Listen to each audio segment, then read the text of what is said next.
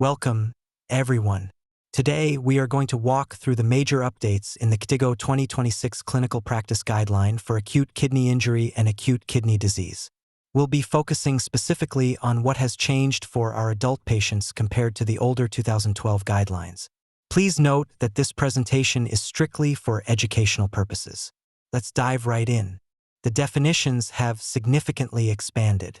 For AKI, we now include Cystatin C and structural damage biomarkers as diagnostic criteria. We also formally differentiate between transient AKI lasting less than 48 hours and persistent AKI. For acute kidney disease, or AKD, the criteria now include a GFR decrease of 35 milliliters per minute or more. Importantly, AKD can occur entirely without a prior AKI episode. Finally, resolution is now strictly defined as complete if markers return to under 1.2 times baseline, or partial if they remain elevated.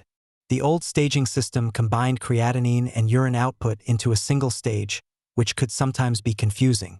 The 2026 guideline introduces a new 3-axis staging system. You now evaluate the patient on 3 independent axes: C for creatinine, U for urine output, and B for biomarkers of kidney damage. This modular approach gives us a much more precise picture of the patient's actual clinical status and underlying pathophysiology. Let's talk diagnostics. The guideline strongly recommends against using isolated electronic AKI alerts without a systematic response plan. Also, routine use of fractional excretion of sodium or urea has limited utility, and you must stop relying on urine eosinophils to rule out acute interstitial nephritis. They are unreliable.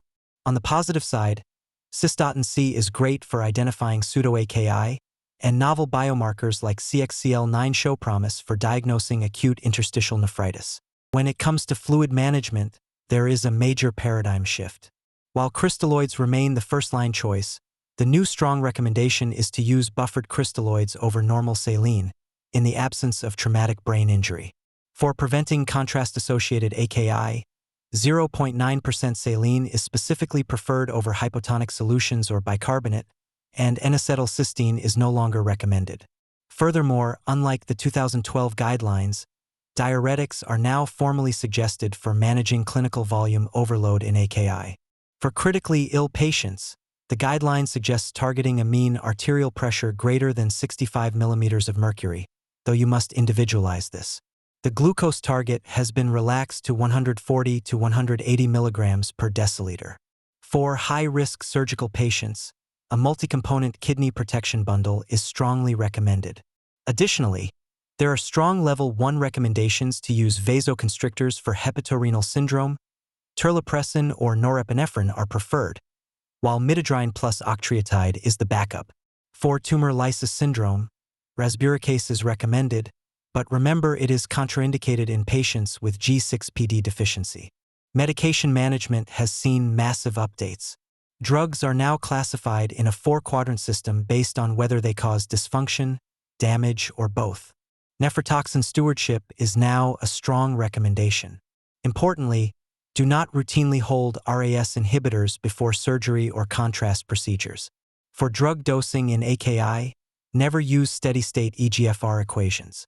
Finally, implement sick day protocols to temporarily hold medications like RAS inhibitors, diuretics, SGLT2 inhibitors, NSAIDs, and metformin during acute volume-depleting illnesses. Perhaps one of the most practice-changing updates is regarding renal replacement therapy. Unless there is a life-threatening indication, the guideline now strongly recommends a deferred strategy over early initiation. Give the kidneys a chance to recover. For CRRT, regional citrate anticoagulation is now strongly recommended over heparin. When considering discontinuation, the criteria must be met together: a creatinine clearance of at least 23 milliliters per minute and a spontaneous urine output greater than 450 milliliters per day. However, if the patient is on diuretics, that urine output threshold jumps to greater than 2,300 milliliters per day.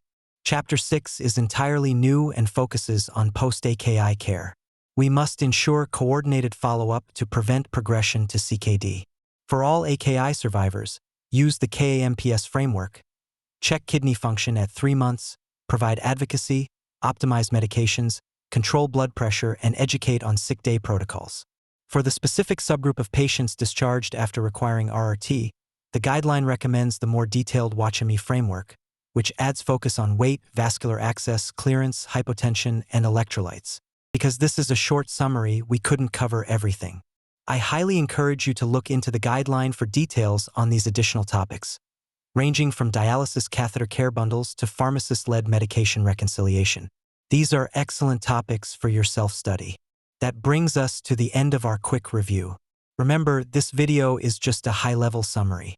As medical residents, it is your responsibility to read the full KDIGO 2026 recommendation statements, understand the underlying evidence, and perform your own clinical analysis for your patients.